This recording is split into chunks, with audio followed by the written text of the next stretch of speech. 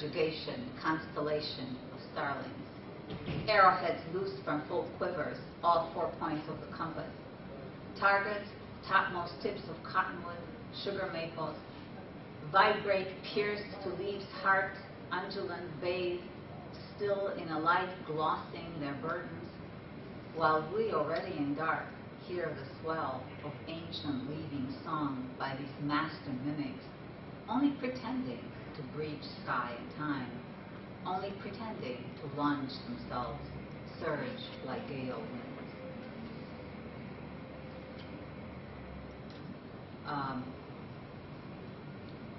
And this again is birds doing what birds do, and vultures are very efficient users of carrion. And of course, since we've created highways, we have a lot of roadkill that needs to be taken care of, and the vultures are there. This is called highway song. Quicksilver runs across like sandaled girls, these leaves, cottonwood, poplar, playing, blind you mirror at edge of concrete, car tries to eat fast, faster to make it end. Above copses guarded by columns of slender nymph aspens, burly oaks, fraternity of vultures unraveling wings, glides, writing on air, latest obit. And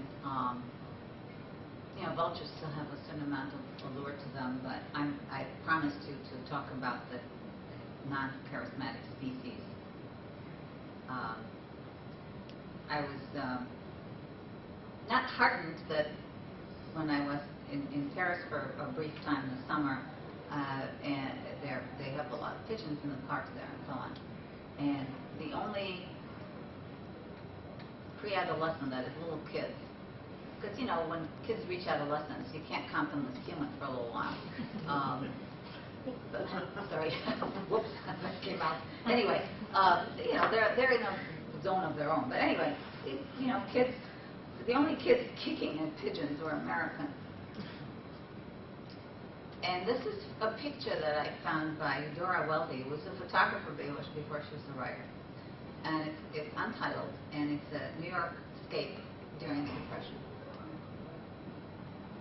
So it's called From the Revived Bird's View, after Eudora Welty's untitled New York scape. From my roost under shelter of stairwell, head cocked with one eye, I look down, with the other keep watch for that which lusts after my tender body. The world is made of black and sun, pretty bars made of light, of black. Will I know which is substance for my pink toes to grab, which surface where I make it? But these stairs, street, are so very empty of half buns, donut crumbs, spilled corn. And that advancing predator, front paws hidden too, looks along empty street for half buns, donut crumbs, my plump, feathered hope.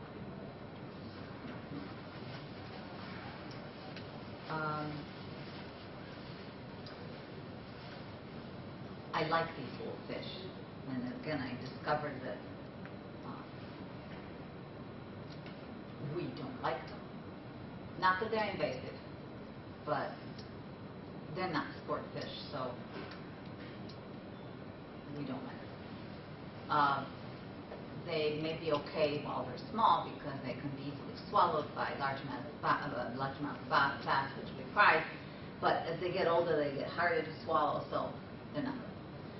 So they're called this poem is called Mere Forage. This is what I find surfing the net, by the way, these terms. Forage. In late spring, over cement slab dropped in the water wherever the humans built a seawall, they appeared so evanescent, so slim, so small, as if someone had cut a winter soggy leaf to shreds and threw it in the lake. On days of fury, they were nowhere, that is, nowhere my eyes could see. In summer heat, I stopped my voyeurism, this path to the small public access to the lake, too sunny to be born. In starting desolation of fewer birds September, today the water gently waved like sheets in breeze, looked like a photograph made with mercury tints. The school. Why do we name such gatherings to mirror our arrangements? Was there again, this time these gizzard shads, Dorsoma the ancient called them for their landslide shapes. Centuries later called skipjack for their leaps. Now grown to fingerlings, allowed me microsecond glimpses of growing bodies, the telltale beauty mark on silver, so pale, so polished, no one even in lakeside mansions owns. They stick together still, knowing what I did not, they who gladden through seasons eyes tired of lake's emptiness, are mere forage, if that, for what we truly prize. I'm going to end up with a couple of poems that are a little more upbeat. Relief note. This is called Mechanics of Uplift. This late October, so gray that trees blaze forth like fireplaces in a ghostly manse, breaking the compact between sky like blanket underside and lake sighing in some gray impotence.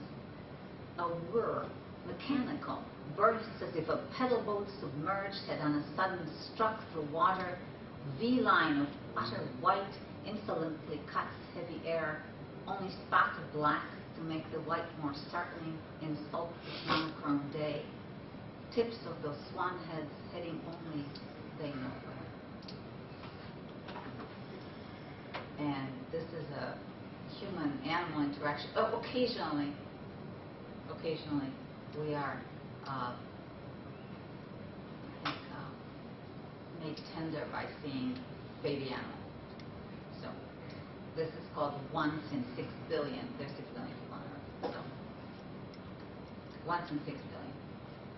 On the grass median, a modest family, Canada geese and 2 offspring, the gander did check out the coming car, could not conceive anything would move at such a speed.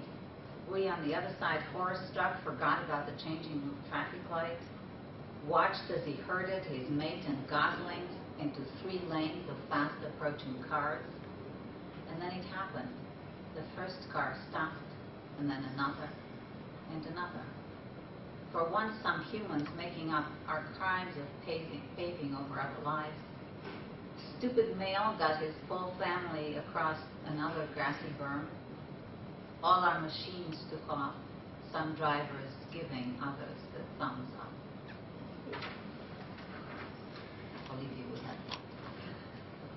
So I'm here if you want to ask questions or make comments. Say, this sucks, stop right. I won't, but you can tell me. Well, that last poem was uncharacteristically cheery.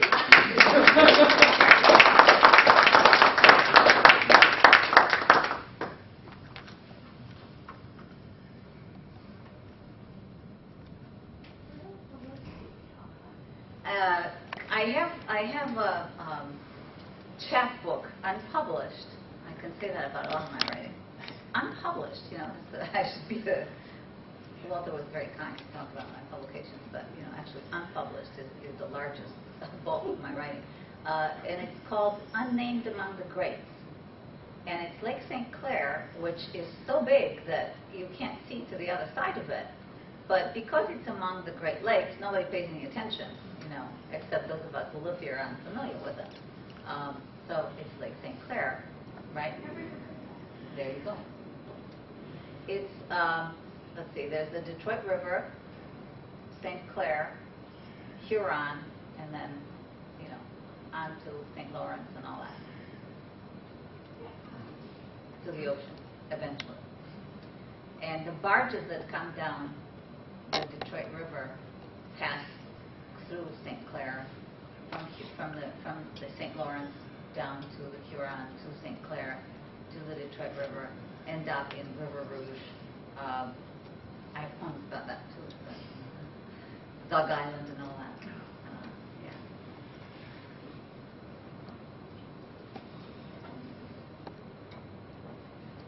Well, it's so polluted that they advise against swimming in it. I mean, for us, there's all kinds of life there. How well they do in a polluted lake, who's to say?